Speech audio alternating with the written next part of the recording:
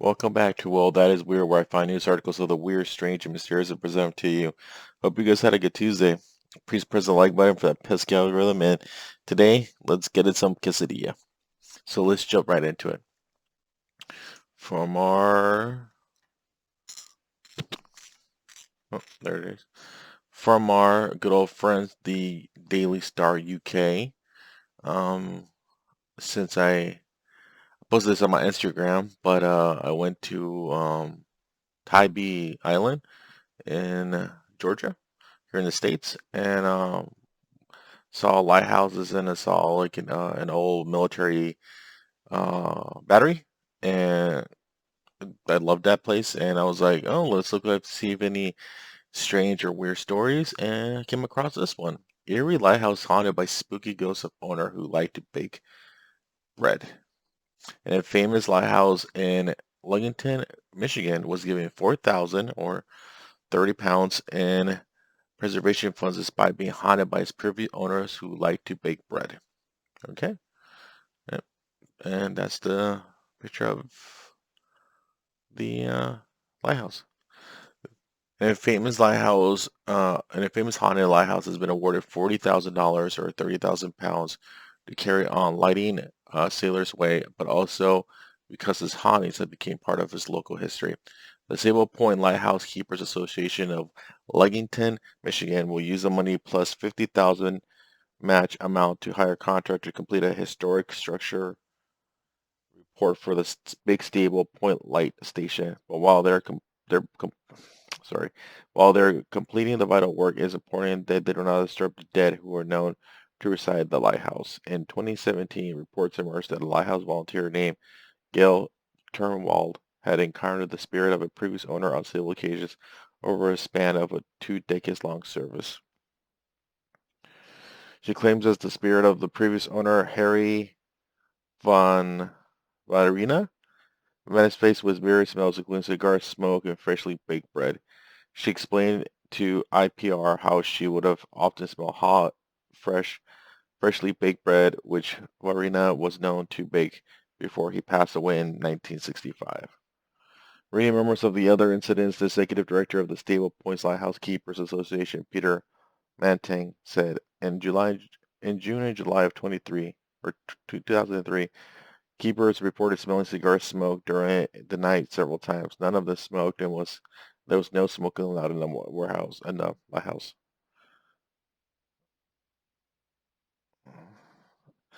The all 2003 season, the new mannequin Henry exhibit will be on in the morning, and the keepers were sure they had turned it off when they closed up the day before. This occurred on and off season. Other lights will be on. The keepers insisted that they had turned off as well, and this happens mostly in the basement and the gift shop. While none of the claims have been definitely proven, the stories have been part of the building's 150-year-old history that has attracted stories from across the United States. And that's it. Simple story tonight. The deep dive. Let's go into it. Um, it's good that I'm a big fan of like story protecting historical sites, especially lighthouses. I love lighthouses.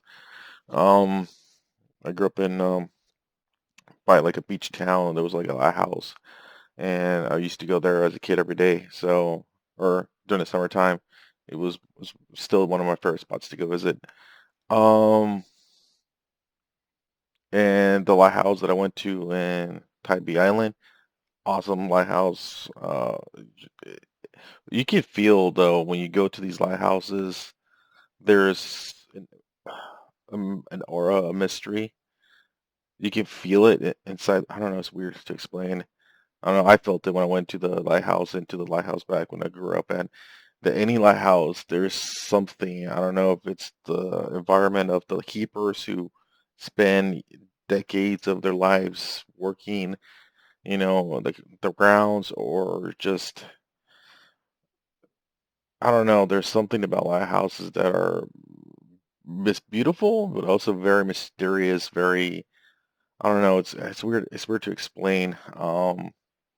But no, it's awesome that um, Lincolnton, Michigan, is gonna, you know, preserve this lighthouse, keep it up, and you know, people are into ghosts and stuff. Bring some of that uh, tourist money into it. So hopefully, we'll keep lighting the way for future generations.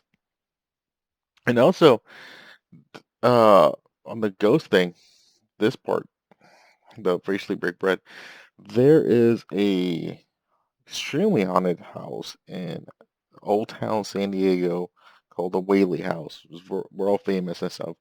And one of the things, and a lot of these like old time turn of the century places, you can always smell cigar smoke and freshly baked bread.